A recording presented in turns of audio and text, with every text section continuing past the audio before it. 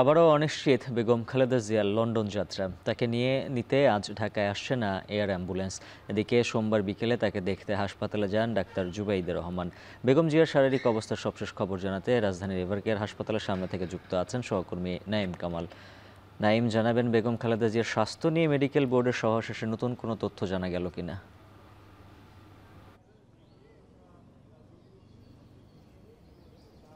জি, উজ্জ্বল হাফিজ, আপনি যেমনটি বলেছিলেন বিকেলে কিন্তু এখানে জুবাইদুর রহমান এসেছিলেন এবারকার হাসপাতালে।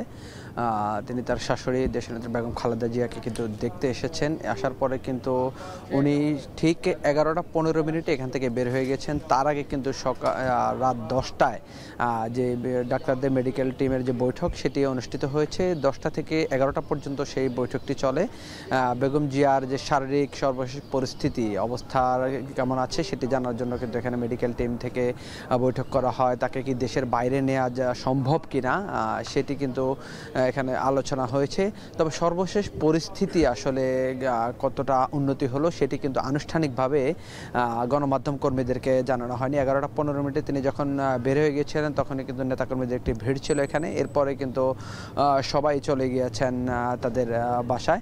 তো বেগম জিয়ার যেই শারীরিক সমস্যাগুলো রয়েছে এটি কিন্তু এখন পর্যন্ত স্থিতিশীল আছে বলে আমরা জানতে পেরেছি। তো মেডিকেল টিমে যারা ছিলেন আজকে, জুবাইদুর রহমান ছিলেন, উনি কিন্তু এখানে এসে যে ডাক্তারদের সাথে কিন্তু পুরো সমন্বয়টা তিনি করছেন।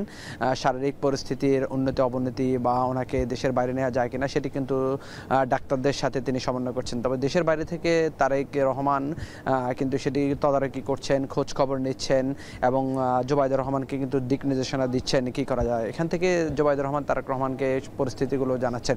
যে এয়ার অ্যাম্বুলেন্স আসার কথা ছিল সেটি কিন্তু পরবর্তীতে বাতিল করা হয়েছে, আসছে না। অর্থাৎ আমরা যেমনটি জানতে পেরেছি সেটি হচ্ছে এখন পর্যন্ত বেগম জিয়ার অবস্থা স্থিতিশীল রয়েছে, যে কারণে আসলে ওনাকে দেশের বাইরে নেওয়াটা খুব বেশি ভালো হবে বলে তাদের কাছে মনে হয়নি, যে কারণে তারা কিন্তু এখন পর্যন্ত সিদ্ধান্ত নিতে পারেনি যে দেশের বাইরে নেবে কিনা।